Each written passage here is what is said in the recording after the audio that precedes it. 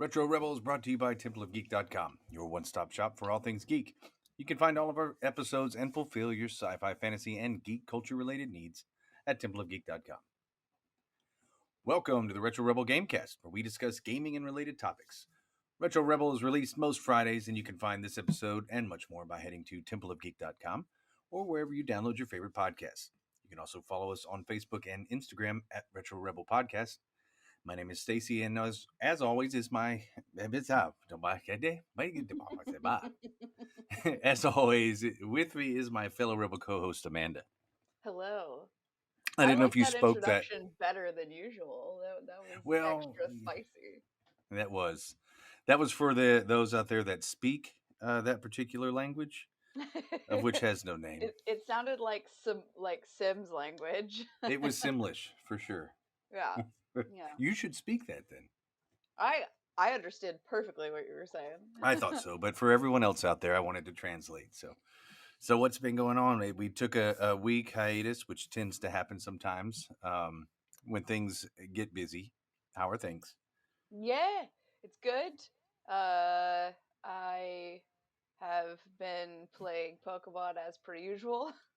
Pokemon, nice. It's now uh week 6 of walking between 30 and 50 kilometers every single week, That's as confirmed by the app, so I know that I'm doing it. And I feel good. I mean, nothing really changes on the scale when that's the sort of thing that you're doing, but I right. feel better. I'm getting more vitamin D, getting out in the sun. Um, so I think it's quite good for that. And Saturday was Community Day. So the first Saturday in March was Community Day over here in the UK. So it was Fletchling Day. So we were catching tiny little birds all day.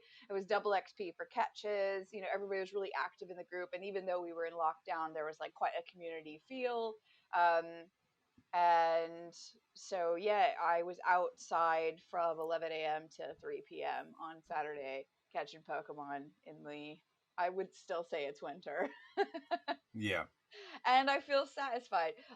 Did I purchase a gotcha which auto catches the Pokemon when I can't catch them? Yes. Is it sort of cheating? Yes. Do I care? No. The point is to walk.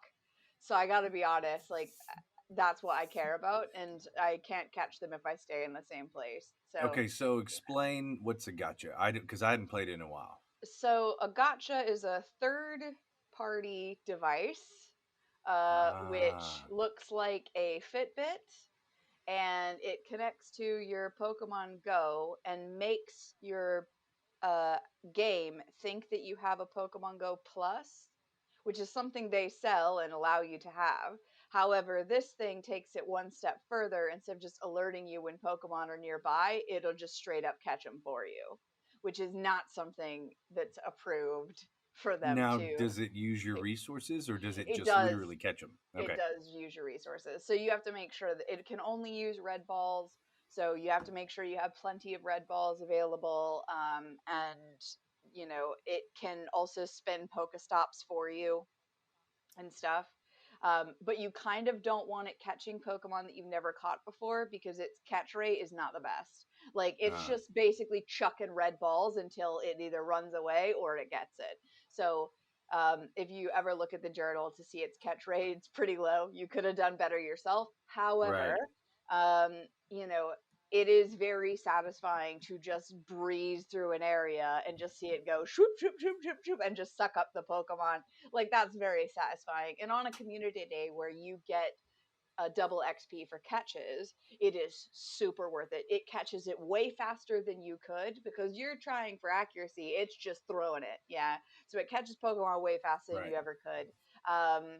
And I gotta be honest, I'm there to be walking about, and it does mean less stopping and starting and more just straight up walking, which Right. sort of is my goal. So for 30 Right. quid, if that's your goal, I think it's worth it because at the end, when you get to a spot where you want to sit down and camp for a little bit, maybe it's got like 6 Pokestops or something, and you just want to get your red balls like replenished and stuff. it is very satisfying seeing that you've caught 100 Pokemon, like, and Right. then go through the list and appraise them and da da da, level them up and that's super satisfying. So I think I enjoy the organizational part more than the actual catching. So, which Yeah, says something I about can my see that. age, I think. And personality too. I think the other can be tedious and frustrating, and you had a goal and productivity and how you define it. I think all that makes a lot of sense. So, what is the difference between that and what the game actually sells? Like the whatever the can It doesn't auto catch it for you. It just alerts you, and then you have to catch it with the you have to stop. wristband. So it's not as good. And I don't think that one can spin Pokestops for you. So, Okay. Well, that you doesn't know, sound nearly as good. it's not nearly as good at all. So I don't recommend that one, to be honest. I recommend the aftermarket Well, third I don't. party I bad actually boy. don't have any problem with what that one does. Then, I mean, it isn't efficient at using your resources, so that's on you. And then, but I can actually get some activity done, some structured activity done, and catch some while I'm out there, because that's kind of the most frustrating part. If you are walking, is that you have to constantly stop, and if you find one, but it's also it's just a different end goal. I remember when it was big, when it first came out, and it was big, maybe close to the end of the first generation Pokemon, and 2016, yeah. yeah, so you would go, and if you were out in a public place back when that actually was a thing, people would say, "Hey, there's such and such Pokemon over here," and then you'd just see a bunch of people over in one spot, and that's where you'd go because that was a hub or a place where it had spawned, and one that you probably needed, Yeah. and everybody went over there and got it. So no, that's cool. You can tell the device not to capture Pokemon that you have never captured before. And you can tell it not to capture Pokemon that you already have. So you actually can tell it, like, don't spend Pokestops, don't capture things that I already have, don't capture things I don't have, depending on how you want to play. I've found Yeah, I just let it catch whatever, yeah. But if I'm looking at something on the map and going for a specific Pokemon that's spawning in some place, I quickly tap on that Pokemon first before it gets to it, so that way it doesn't use 16 balls and then let it run away, which is sort of right, frustrating. But if I'm walking with my friend, this is the one benefit that you don't have when you don't have this device. When I'm walking with my friend, it's catching Pokemon for me, and I'm having a conversation with her. Like, right, I don't have to look at my phone, I don't have to think about it. You know what I mean? Like, it's yeah, doing it at like maybe a 50% success rate, but it's doing it, and I don't have to worry about it, and that's something that didn't happen before. So, yeah. you know. No, it's a different way of playing it. It wouldn't be the way I want to play it all the time, but I think that's pretty cool way to get to use it and get some stuff done. So, Yeah. So what have you been playing? well, I just put it in the notes. I'm a little ashamed to say I'm back on the Blizzard bandwagon, and I spent about $60 on cards for No. Hearthstone. Yeah. And I'll tell you exactly why. Okay, so I got to a point on Magic the Gathering where the uh just the the mechanics of that card game are more advanced, and I said that from the beginning when I was talking about it a couple weeks ago, is that I really enjoyed that part of it. However, I got schooled and got my butt handed to me so many times in a row because I don't have the cards. I just don't have the cards. And so I was going to have to drop serious cash on the game to get enough cards because I wasn't getting them at the rate you need so that I could actually put together a legitimate deck. And we're talking, there are so many series of cards that I can draw from, more than Hearthstone. So I was like, well, I may want to do that one day. I don't mind spending the money on it if it's something I'm going to put a lot of time in. Yeah, And sure. I really do enjoy those games. I mean, I can sit down and play a game for 15 minutes, finish a couple games, maybe, and then leave and not feel like I've just sat and spun my wheels. I feel like I got something done. and enjoyed the time. A lot of games I can't just start and stop. It's not like Fallout. You can't just. I don't even know where I am if I've only played 20 minutes in the last 2 weeks. I don't even know what's going on. So this way I was able to go back to a game that I did enjoy. There was a ton of solo campaign stuff that you can do that I unlocked. There was a whole new character, like a new class. Demon Hunter was released since I played, and I didn't know that. So I went back and unlocked the Demon Hunter, got all their cards, because I actually couldn't play a lot of the decks that I already built and couldn't build any new decks until I unlocked that character. And that was a pretty cool little campaign. Um, then I dropped about $60 on a couple sets and like 40 packs, and then just opened them as fast as I could. Went to Hearthstone or Hearthpone and found a couple decks that I felt like I could build with whatever dust I had left, and then built a couple. So I had three decks that I could play with, and I always play with Mage anyway. And then I got after it, and the whole ranking system's changed. It's a little bit. I Right. think you like it better. I think I like it better, but it's still a little bit. I mean, I'm learning a lot. I mean, they changed the game a lot, so I came back to a relatively new game, but it was familiar enough that I could kind of jump back in and play. So I have played it a lot. The cool thing is Magic the Gathering I think is moving to mobile as well, so it's going to be on phones as well as the computer. Oh And that was yeah, kind of a that's what I want. well, that was a hang up as well. So it's like I couldn't play it. I had to be tethered to the computer to play that game, and I'm just not sitting there unless I'm working that much. So this was good, and I said I was ashamed. I'm really not. I enjoyed it. I'm no Blizzard shill, but I definitely have always enjoyed their products. That is not a secret. Just go listen to literally any other episode we've done. So Yeah, that's no surprise. that's not a surprise. So all right, so that brings us to the news. What kind of news you got? I had the one, but I'll just elaborate on it. I think you've got it to in the I've got in the two. news the news reels.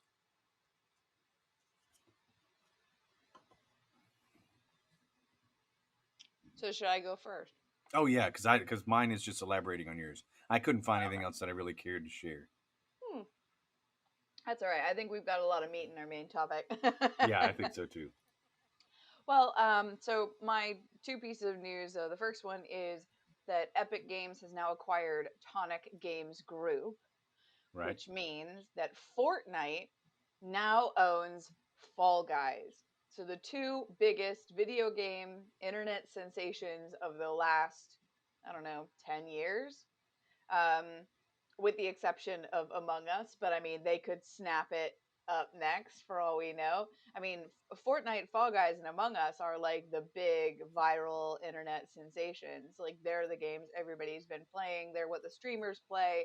Um, so the fact that Fortnite now owns Fall Guys' parent company is a pretty big sweep up for Epic Games. It means that they're expanding. So it'll be interesting to see who they pick up next, in all Mm, honesty. yuck. Yeah. Everything's And going to be then, made by two companies.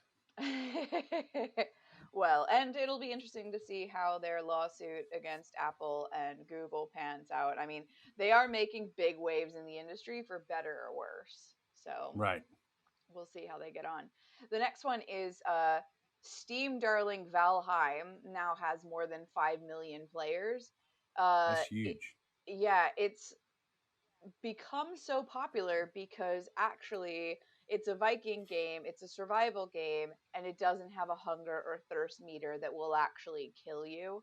Like, you get bonuses from doing the survival tropes, but they don't make you dead if you don't eat or drink or whatever. They're more like buffs. If you eat or drink, if you're well rested, it sort of works more like Fallout buffs and less like, oh, I'm super thirsty and I'm going to die.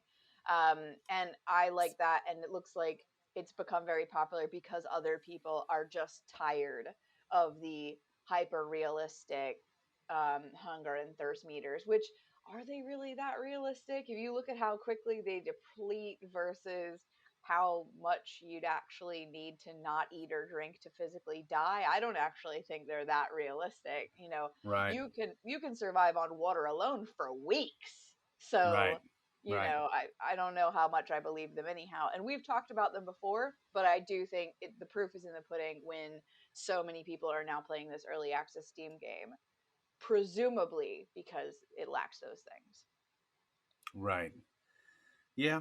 Um, and I'd seen some news on Warcraft, World of Warcraft losing, like, they're cut in half, their subscriptions cut in half. Like, people who had canceled since. I mean, this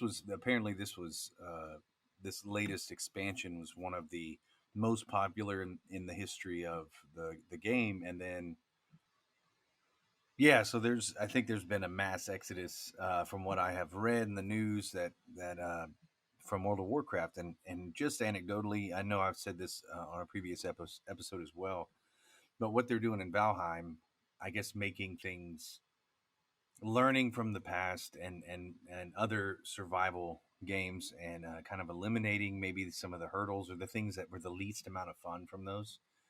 um, I swear, I think that they streamlined this whole process with World of Warcraft so much that they lost sight, I think, of what made it so cool, this lived in world. And this latest expansion makes it to where you don't have to, which is great for people who are trying to just get from point A to point B. And, I just want to play the newest content. And then they've created the World of Warcraft um, Classic, so that you can actually, okay, you don't want this, we'll go play the old version of it. There's nowhere in between. Whereas there used to be, before this, you could play Classic, you could also, like, play the new content, or if you just wanted to do pet battles, or you just wanted to go enjoy old content, you could just spend all of your time doing that. With the newest expansion, you are removed from, there is no reason to go back to any of the old content, like, ever at this point. You're stuck in the Shadowlands. And even then, what made the Burning Crusade great was the fact that you were actually in a world that was all the lands were connected. So once you Yeah, got to that was the, great. yeah, and so Burning Crusades was that way, Mists of Pandaria was that way. You would go to that world, and then you could kind of traverse and go from place to place, and then when you got flying, you could fly to those places. Well, now you can't. You actually are stuck in your little fiefdom, and you do everything in your little zone. Then if I want to go to another zone, I have to find a flight path, and then it will take me to that zone, but there's nothing that connects it. They're just like, it's like this floating world in the ether, where there's no borders. You just kind of have to go to a flight path that will take you to the next place. And so you feel very disconnected. The whole world feels very disconnected. It's cool content, but it makes the world so much smaller that it's just, to me, it's just not enjoyable. It's not that much fun. It's like, okay, well, I don't want to do this right now. I don't want to start a string of dailies. I just want to go do something over here and just kind of mess around in a dungeon, or maybe get some transmog stuff, or, which, granted, if I wanted to, I could set my Hearthstone to a place and actually do all that stuff, and it wouldn't be as hard. But then that makes doing new content harder. So, like I Yeah. said, anyway, I think there's just a huge disconnect between the new stuff and the rest of the 14 or 15 years of content that they've put out there. And it's, to me, it's not fun. And that, I was one of those people that canceled my subscription. So, and Mhm. I may jump back on it, just like I did with Hearthstone. I don't know. We'll see. Um, Well, you must but not be the only one that feels that way if a no, lot of people are exiting. a lot of people are. And so, but I'm not saying it's dead or anything. I would never say that. I think the game is still too strong for that. But I can tell you, I think that's, at least to me, that's why I'm so disappointed. That's why I unsubbed personally. So, but I think that, anyway, to tie it all together, I think that's why Valheim might be so popular right now, is because they figured out and learned and actually did something that the majority of the crowd actually enjoys, instead of catering to the elite. So who knew we'd get political today? All right, so what's We're about to get more political. oh, I That know brings it. us to our main topic. That does. That does. All right. So since we last recorded, there have been a few big announcements. One of which was with BioWare's Anthem and them deciding to more or less pull the plug on an already struggling body, so to speak, to put it metaphorically. So, a game that was delivered almost exclusively on promises, right? So Mm. this was a game that did not have any or very few of the bells and whistles that it was supposed to have when it came out, and now is not going to get any of the things, you know. So, um, won't you give us some, I guess, a little bit of background, and then we'll go into all the nooks and crannies and caveats that this actually may affect in the future, and what it's affecting right now, really. Yeah. So, Anthem had planned, I believe, 4 acts of further development from day one of the game Right. release, which you can have your opinions on whether or not that should be the case, full stop, but it is what it That's is. a whole other Um, episode. and they only ever released one of them, to my knowledge.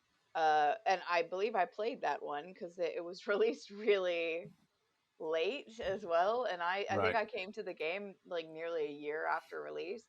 I didn't mind Anthem. A lot of people hated it. I didn't mind it. I thought it Right. was quite relaxing. And you've But said that many times. So, yeah, but it was bereft of content, like I can see where people are coming from.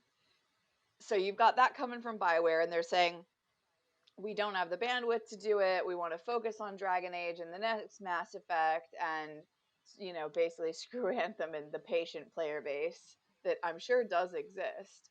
Um, right. then shortly around that same time, Google shut its Stadia internal development studio. So promising all these games that people have bought the Stadia, they've shuttered that studio now. And then, of course, we're all aware that 2 million refunds have now been issued on Cyberpunk 2077. I think they sold 12 million at launch, so 2 million of those have been returned.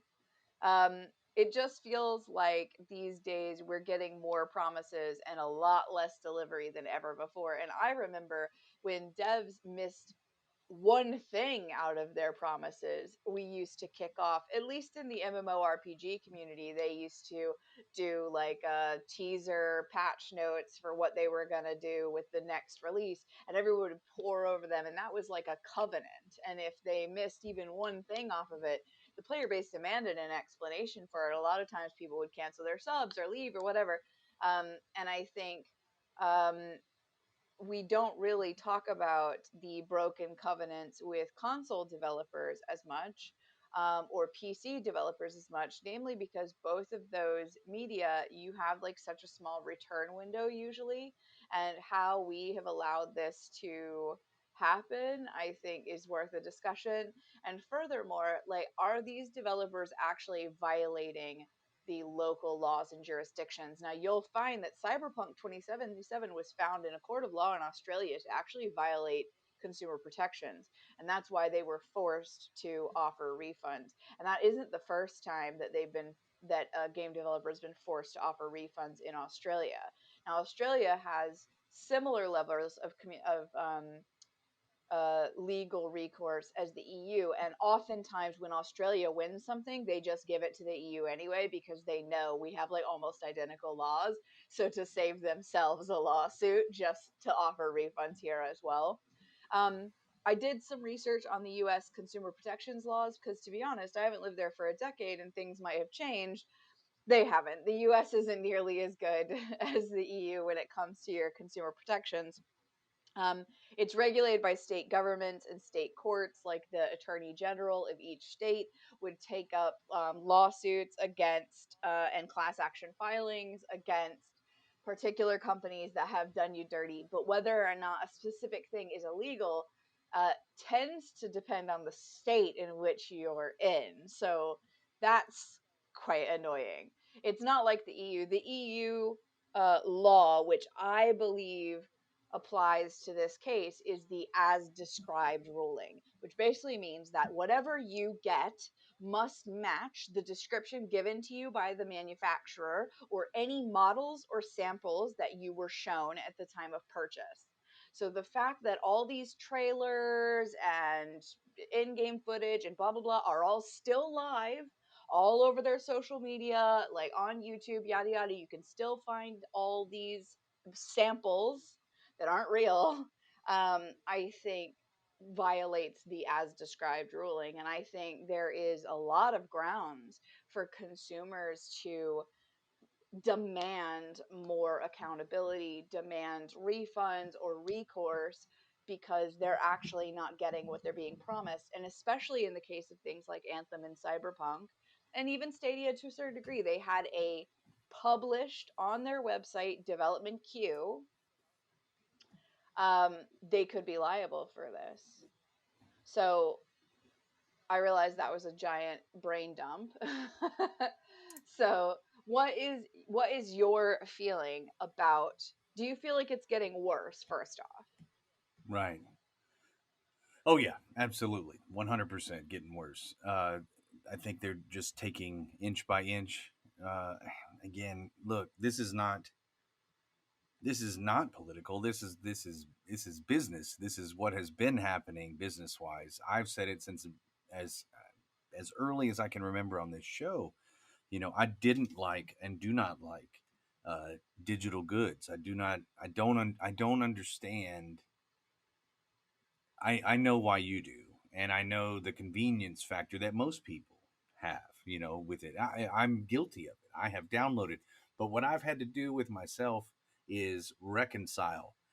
I don't own that, and neither do you. If you think you do, you're fooling yourself. We don't own these things. And so anything you've had to download digitally and store on a hard drive, if it's had any kind of DRM, if it's got any kind of connection to the internet, you do not own it, and you never will. And as soon as they turn off any kind of server that supports it, or any kind of patch that might be needed, or if you don't update it, or if you do accidentally update it, now you can't play it without them. So, they're finding ways around, and I think it didn't really dawn on me. It didn't actually register. I think to the degree that it has now until I just went and tried to get downloadable music. I'm talking about like I wanted to own my own digital music where that I could download and put onto my phone or onto my computer, and if I wanted to, I could burn a CD. What's that? Look it up. Um, you know, that's and I that's wanted. the 2000s. They called and they want their iTunes back. Exactly. Well, yeah, but it made me so damn mad that I could not find a reputable website to download digital music that I could have, right? That was mine. They were like, no, there's this streaming service or this streaming service, and this streaming service was like, no, no, no, no, you don't understand. I had that with Rhapsody in 2003. I could stream music for $9 a month. I don't want to do that because as soon as I stop doing that, I can't listen to the music that I just downloaded.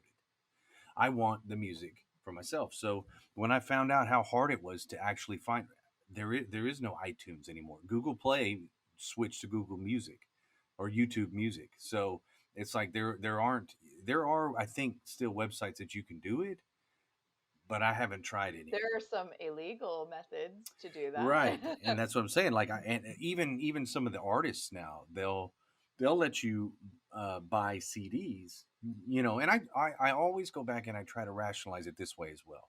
When I would buy a CD, if I had that CD and eventually it got scratched, well, that CD was no longer good. I had to go buy a new CD. I couldn't play any of that music, so I eventually had to go buy a record. Would be the same way. So I think of it that in those terms. So if something happened and the data got corrupted on that, I would just have to get another one. I just have to buy it again if that were the case. And I was cool with that. I understood that, but this is different. What they're doing now is different, and they're selling us. Well, I guess in the United States we're not even protected from it, but they're selling us, incomplete goods. It's not even the actual game that they originally state, and they're selling it on a promise, and there is no guarantee you're going to get any of the things. we're just, I guess, so uh, passively engaged in this that we're like, oh, okay, well, that's it. That's what the company said they're going to do. It's coming out soon. I just superficially glanced at all the information, and here's my money. And that is no way to be a consumer, unfortunately. And that is what is happening. We're being That's what sold they want you to promises. do. Absolutely. Don't read. Don't do any of this other stuff. Just give us your money, and we'll eventually give you the rest of it. You know. I actually managed to get a refund on Cyberpunk 2077 as a digital copy that I had completed. Yeah. And I don't think under any normal circumstances I would have been able to. Right. But because so many people were already unhappy with Cyberpunk, they were forced to offer refunds from the Australian government. They realized the EU government was going to be exactly the same. They just decided to open um, blanket refunds. Um, I was able to beat the game and then return it. I would have never returned it if I had been satisfied with the Right. game ending. And, Right. I realize you probably still haven't beaten it yet. Many And I people don't who know that listen I to will. this, yeah, listen, many people who listen to this podcast will have beaten it by now. Yeah. Yeah. Tell me that you were actually satisfied, that you felt that they put enough into that ending like they did into the very first series of missions, because the very first series of missions lulls you into such a false sense of security about how deep and well thought out this world is going to be. And it's like it drops in quality in escalating rapidity from about the middle of the game till the end. Where Right. they just really stop building out characters, stop walking things through. There's no interactivity with other people when you go back and visit them later. I had what I thought was an enduring romantic relationship with a character in the game. Turns out he has like 6 dialogue options, and that's it. And once you exhaust those, he just stares at you like he's never met you before. And yet, at some key parts in the game, he'll send you text messages and whatever about how much he misses you, yada yada. And then you show up to be like, "Oh, you said you missed me. Like, do you have nothing?" He has nothing else to say. Do you know? And that Yeah. is so frustrating to me. I was so angry.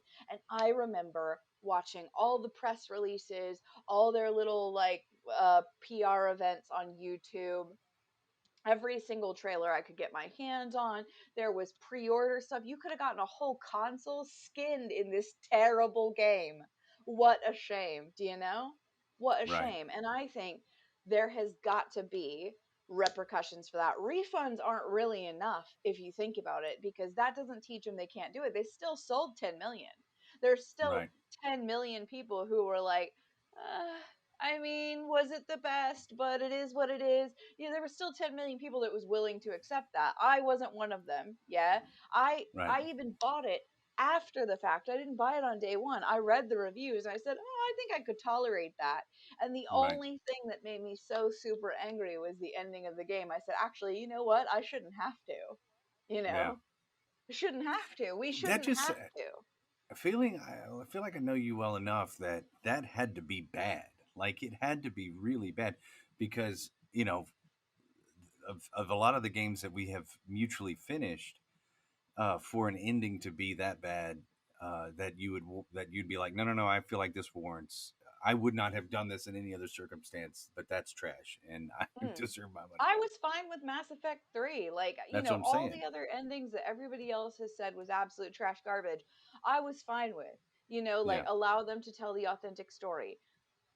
They didn't tell this story. They Right. got to the end and they gave up. And that Yeah. was so upsetting because I had been meticulous, believing that they would have thought through enough to create an ending that made all that effort worth it, and they Yeah. didn't. Yeah. Man, it just opens up so many caveats because obviously this was not an issue with The Witcher. I mean, there were bugs. There are bugs in all of these really big games, But I mean, that's a part of it. It's hard to find them all, and most of them aren't game breaking. So it's or they don't take you completely out of it so much that you're like, well, I just can't, I can't play this game. That's just too silly or whatever. And but the bigger these companies get, the more I think they lose sight of really what it was that was important to begin with. I know that's the case and has been for maybe 8 years, maybe longer, um, with Blizzard games.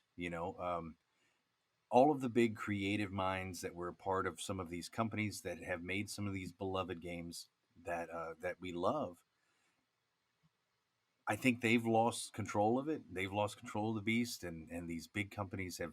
And it comes back to something I know that Jim Sterling said on his show about these uh, this game, essentially that companies are playing, where they're trying to make all of the money, like they're making all of the money, All and of the the money, way all of the time. all of the time, and the way that they make all of the money is by doing that metaphor, that analogy where you cut 3 inches off of a blanket to sew it to the other end. So let's fire 300 people. We're saving salary, but we'll give some of that salary to these people to make it look like we've made more profits, like there's infinite profits to make, and there's just not. What is it? What is acceptable growth? What's acceptable to a company? You cannot make all of the money, or make more money. That's unsustainable growth. um, and so I think, anyway, that all brings us back to this point, like, is this the future, of games? Is this what we have to look forward to? Is it even illegal, which you said, in a large portion of the world, yes, and enforceable. And unfortunately, here, maybe we're too distracted, and just because consuming is our national pastime, we'll give it a pass and just have to go on. The solution is a little bit more complicated to coordinate, I think, unfortunately. Yeah, I think that's fair. Um, I think the challenge that I would offer is, for the majority of people, spending $60 or $70 on a game is not going to represent a huge portion of their entertainment budget. Just based on the average income in the US, 70 bucks isn't going to break the bank, especially when they're only purchasing a game maybe 12 times per year tops. So, like, one Yeah. new game a month. That seems to be the sort of purchasing habits that I believe exist based on no data other than my own Right. gut intuition. Anecdotal. Yeah. Hmm. But that being said, there is a huge swath of the population, it naturally follows, based on the law of averages, where that is the only entertainment budget that they had. Yeah. And Right. they're the people who can't afford to fight these battles. They're the people who can't afford to insist on a refund. They're the people who don't have a voice, who don't have legal resource, who can't get representation, who are spending $70 on something like Anthem with the promise that they're going to have years worth of a game in that one purchase, only to be disappointed. There are people who invested in a cloud based gaming platform to have freedom that are disappointed. And there are Right. people who bought Cyberpunk and a whole skinned brand new Xbox that are disappointed. And they have no recourse because they represent the minority of the population where this is their only entertainment spend. And I think sometimes it's really important to remember those people, because on the opposite end, there is a group of very wealthy people who aren't saying anything because $70 is nothing, and being bored by it and playing it for 2 minutes and throwing it in the bin means nothing. Those are the people who actually have the ability to enact change. They're the Right. people with the lawyers and the businesses and the consumer groups who could form class action lawsuits. Those are the rich gamers who are the whales in these businesses, who could actually stand up and take everyone else under the wing and say, we've decided something else. And they're not doing anything either because they don't care enough, because the cost of games is not a big enough portion of their spend. So it's almost like we have a catch 22, or the people who could help, it doesn't cost them enough money, it doesn't cause them enough pain to get them to act. And the people who can't do anything, it causes them so much pain, but they have no recourse. And the Yeah. rest of us in the middle are just like, if it's really bothersome, we'll say something, but other than we'll probably just be like, oh, chalk it up to bugs and move on, you know? Right. Right. Yeah. So, um, oh man, yeah, I don't know that Like, do you believe that when they put out these PR, these game specs, and they give interviews, do you believe they should be held to account for what they're saying? Do you think that that is actually advertising and a product description? absolutely, absolutely. If you go on record or go into the public and you say it's going to be like this, it's what Peter Molyneux used to do all the time, and he'd Uh, write checks that he can't cash, unfortunately, and there's a way to say it where it's like this is what we want to do. We're hoping to bring this to you, and this is our goal is, and see, there's a way to frame it that way. Don't make these promises that you just can't. or That do a Blizzard and just say no. Like Blizzard right, famously rarely tells us when things are going to come out because they don't want to have to lie to us about it. Blizzard famously never tells us, I think what they've said twice, a release date, because right, they don't want to be held to that. That's the way to do it. Listen, people are only going to be mad when you break your promises. They're not going to be mad when you say, hey, listen, I'm not going to tell you because I don't want to break my word. right, right. And at the very least, even if they are mad because you did not deliver what they wanted you to deliver, you said as much. You're like, look, this is our goal. This is what we want to do. We didn't say that's what we would do. We were just doing everything in our power to deliver that. And I think that's an important first step. I don't think that's going to happen. I really don't. I don't think anything is going to change, unfortunately, until the consumers change, until we change, and until we change the way we buy, we change the standard that we hold them to. um, that we're educated enough about what it is that we want, and that what we're willing to actually put up with. um, I am wary of any game that's got in-game purchases now, any game, and I have been for years. In fact, it is a first red flag that may prevent me from ever purchasing a game if it's got in-game purchases. I'm wary of games that have a tacked on multiplayer. Or that don't seem to put the effort into the single player. In fact, any game that seems to be what is the equivalent? It's not just the battle royale, but there are games where I guess it's um, massive multiplayer, but it's where there is no narrative. It's essentially Right, just just an online multiplayer only sort of right. thing. And so there is it's well, Fallout 76 is a good example of that. It's where here's a shell of a game. Anthem ended up being one of those. It's a shell of a game.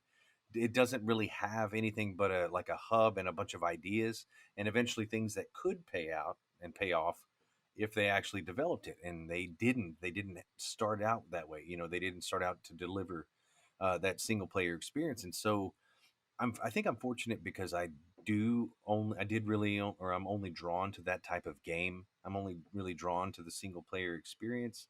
And so it's easy for me to not get really excited about a lot of these games because they're there, like the Division, to they've got a single player, but that's not really the draw. That's not why people are there.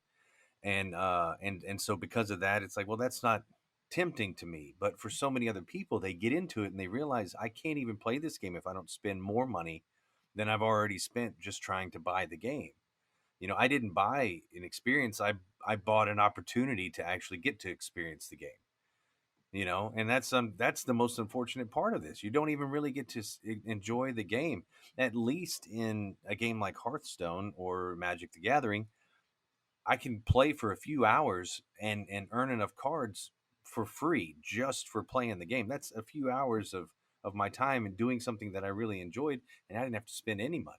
Then you can say, well, I've Yeah. got enough time in on this game. Okay, I think I'm willing to invest a little bit of money in it and see how good I can get, and then kind of go from there. And as long as it's in good faith from that point forward, that they're not just rehashing and recycling cards just to make money, which there's a degree of that, but as long as it's not, flagrant or too obvious, then I'm willing to continue to do that. That's how they keep the servers up. That's how they keep the ideas fresh. They keep iterating on it, and I think that that's worth a little bit of money.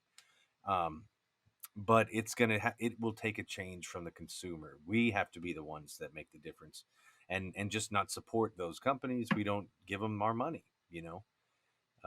But the bad thing is, and this goes back to the news, is some of these companies end up buying the little companies, and then the ones that are making the games that we do like to play, that are still staying true to what was originally so enjoyable, and then ruining those games as well, unfortunately.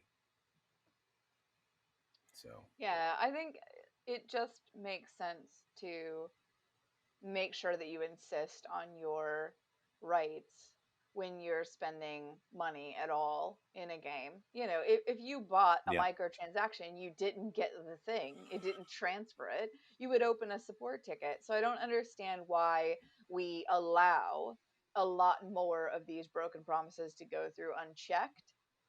I think we should do more about it. They seem to really hate it when they get review bombed, so maybe that is an effective way to which get is their so attention. interesting.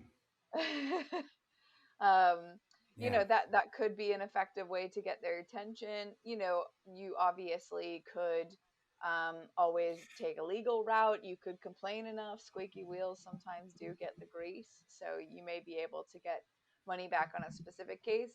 But I think also not being the first to give your trust back when a company has proven that they don't deserve it. I'm going to take my time purchasing the next BioWare title because the last few BioWare releases have been dodgy. right. So what is the quality of that studio anymore? They've sort of ruined my goodwill. Um, No, that's true. and probably the same thing with CD Projekt Red. I'll wait and see what the reviews have to say about the next Witcher Right. before I jump on the bandwagon. Well, and I mean that brings up another good point, is just how much or how do those reviews actually tie into, because I know that I've read review scores are tied to bonuses, and so like if you have a high enough review score, then the executive cabinet or the stock shareholders, or maybe even the employees get a bonus, um, which just seems like a such a bad way to tie money to the success of the game, which obviously that is a indicative of the success, at least to some extent. But something that can be controlled by the mob so easily, like if you just, as it has happened before, you go in and review bomb a game, and you get enough, because most people that buy it are not going to go do a review. They just don't. That's just not how it works. But if 10% of them did, and 8% of those went in angry, because they've organized in some way, well, then it may not be indicative, but it's enough to hurt your bottom dollar. So there's just a lot of things that are really broken about it, and it will come down to being responsible consumers, doing a little bit of the research, not putting up with the business practices as they currently stand, and holding these companies accountable when it's possible. When the opportunity arises and they don't deliver, and not only do they not deliver, but they're criminally negligent in the way that they do actually deliver. They willfully withhold, or hide the information in the code, but and then sell it to you later. Uh, you know, it's just The outrage seems to work for hardware manufacturers. I just find it so Yeah. weird that it doesn't work when it comes to game. Like, how much did we kick off about digital only Xbox One and they Right. changed their mind? Do you Right. know? Yeah. Like, and everything, it was going to be online, mandatory, digital only, no disk drive. The Xbox One that's sitting in my house has none of those characteristics. Do you know? Right. So obviously, if we are loud enough, things will change. We just haven't been applying it to game development because I think we're allowing that little subscript at the bottom doesn't represent real in-game footage, or like this is pre-beta. We're letting them get away with that. But that's the only stuff they're ever showing us before we buy it. So Right. no, you know? Right. And yeah, so you don't own it. If it streams, you don't own it. If it has DRM or must be connected to the internet, you do not own it. So just because you can play it right now and just because you're getting your fix, understand you don't own it. And at any moment it could go away. And just because you paid money for it, you rented it at Yeah, I best. mean, every game purchase is really just a rental. I recommend Right people now, just straight up rent their games from a service like GameFly or right. Game Boomerang, one of the other ones. Like, just do that. I did that for a Hey, at least decade. they know what they're doing. Like, Yeah. they're like, well, no, I know what I Or got into. or get the Game Pass. It's very honest that the catalog is going to change, you Right. know? Not only is it going to change, but when it's over or you stop paying, it tells you, you can't play these games anymore. At least it's being upfront about it. But that's even if you can stream them. Like I said, I can't even stream them, and I've got really good internet. Some of the games, in fact, I have yet to be able to stream a game, even inside. I Yeah. tried to stream inside. So we're talking about an indie That's game. so weird because I can stream I on my mobile phone, but I just don't have you have to have a controller for it, and I just Right. don't have the controller. Who? Yeah. Well, I clicked a weird button. I'm still getting used to this platform. I think that's all I have to say on the matter. yeah. I just think we need to stand up and hold them accountable for what they say. I'm not accepting these postscripts anymore. It's not good Right. enough. If they're not going to show us the real actual game and that's all they've shown us, then that's what the game should be. Because we never Right. saw any of those bugs with Cyberpunk, and we never saw any real development on Anthem. There was one act, the other ones didn't even have names. Come on. Do you know? Right. Right. No, if you get a chance, for Cyberpunk specifically, anybody who was a fan of X Play back in the day, go check out Adam Sessler on X Play, the website. They're coming back. G4 TV is coming back, and Adam Sessler did a video review. It was like the first thing he did, kind of back in gaming and on kind of mainstream wise, and it's hilarious. It's a really funny video of all of the bugs, and apparently a pretty in depth review of every location that a dildo is found in Lovely. the whole, which is just, to me, it's That's a just really lot. funny because it's a lot. I did not Yeah. realize how much, and so to that extent, I was unaware. Haven't gotten that far into the game, but anyway, it's really funny. He goes into a lot of the bugs, and if you were a fan of X Play, then it's definitely worth a Google, worth checking out on YouTube. So, well, that wraps up this episode of Retro Rebel. I want to thank Amanda for this week's discussion. All the notes from this week's episode will be posted on our site, templeofgeek.com. If you'd like to add to the discussion or reach out with questions, sound off in the comments or message us on Facebook or Instagram at Retro Rebel Podcast. And please head over to wherever you get your podcasts and rate us because that really helps our show. Until the next time. See you later.